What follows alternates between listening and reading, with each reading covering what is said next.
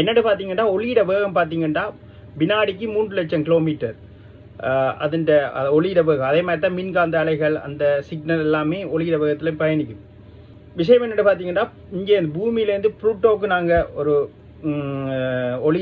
ஒளியிட வேகத்தில் பயணித்தோம்னா 5 மணி நேரம் ஆகும். 5 மணி நேரம், அதாவது 5 மணித்தியாலம் ஆகும்.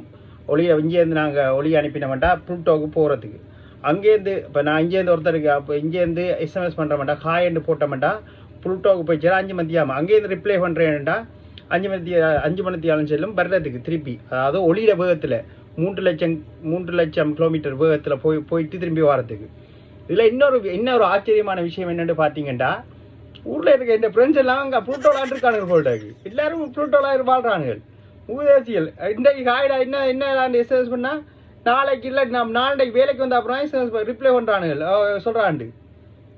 இன்னொருத்தர் இருக்கான் இந்த பால்வெளி சூரிய தொகுதியிலேருந்தே வெளியில் இருக்கான், பால்வெளி மண்டலத்திலேருந்து வெளியில் இருக்கான் போட்டாக்கு.